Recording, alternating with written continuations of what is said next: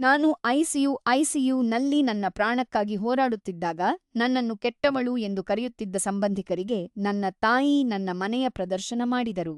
ನಾನು ಒಬ್ಬ ವಕೀಲಳಾಗಿದ್ದೇನೆ ಮತ್ತು ನನ್ನ ಪತಿ ಒಬ್ಬ ವೈದ್ಯರು.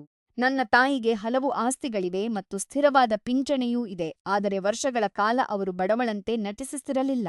ಅವರಿಗೆ ಬೆಕ್ಕಿನ ಆಹಾರವನ್ನು ಖರೀದಿಸಲು ಕೂಡ ಹಣವಿಲ್ಲ ಎಂದು ಅವರು ಹೇಳಿಕೊಂಡರು, ಆದ್ದರಿಂದ ನಾನು ಪ್ರತಿ ತಿಂಗಳು ಅವರಿಗೆ ಹಣ ಕಳುಹಿಸಲು ಪ್ರಾರಂಭಿಸಿದೆ.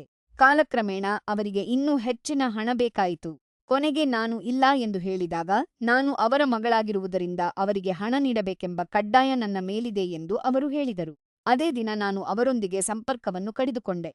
ನಾನು 9 ತಿಂಗಳ ಗರ್ಭಿಣಿಯಾಗಿದ್ದಾಗ, ನಾನು ಅವರನ್ನು ಉಪವಾಸವಿಡುತ್ತಿದ್ದೇನೆ ಎಂದು ನನ್ನ ಅತ್ತೆ ಮತ್ತು ಮನೆಯ ಕೆಲಸದವಳಿಗೆ ಹೇಳಿ, ನನ್ನ ಬಗ್ಗೆ ಕೆಟ್ಟ ಹೆಸರು ಹಬ್ಬಿಸಲು ಅವರು ಪ್ರಾರಂಭಿಸಿದರು.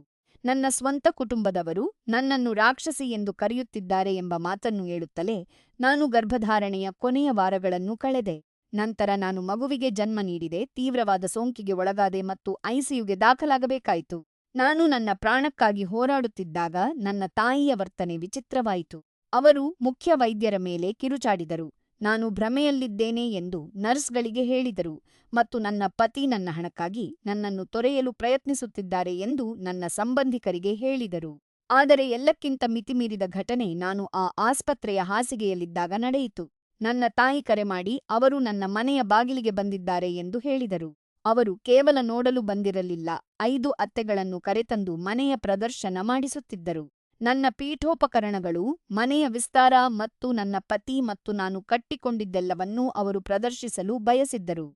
ನಂತರ ಅವರು ನನಗೆ ಹೇಳಿದರು, ನನ್ನ ವಸ್ತುಗಳ ಬಗ್ಗೆ ಅವರಿಗೆ ಹೆಮ್ಮೆಯಿದೆ ಎಂಬ ಕಾರಣಕ್ಕಾಗಿ ಅವರು ಹೀಗೆ ಮಾಡಿದರು. ಅವರಿಗೆ ನನ್ನ ಮೇಲೆ ಪ್ರೀತಿಯಿಲ್ಲ, ಬದಲಿಗೆ ನಾನು ನೀಡುವ ಹಣ ಮತ್ತು ಅಂತಸ್ತಿನ ಮೇಲೆ ಪ್ರೀತಿಯಿದೆ ಎಂದು ನನಗೆ ಅರಿವಾಯಿತು. ಕೊನೆಗೂ ನಾನು ನನ್ನ ಮಗುವಿನೊಂದಿಗೆ ಮನೆಗೆ ಬಂದಿದ್ದೇನೆ ಮತ್ತು ಅವರನ್ನೆಲ್ಲ ಬ್ಲಾಕ್ ಮಾಡಿದ್ದೇನೆ. ನನ್ನ ಜೀವನದಲ್ಲಿ ಮೊದಲ ಬಾರಿಗೆ ನಿಜವಾಗಿಯೂ ಶಾಂತಿ ಸಿಕ್ಕಿದೆ.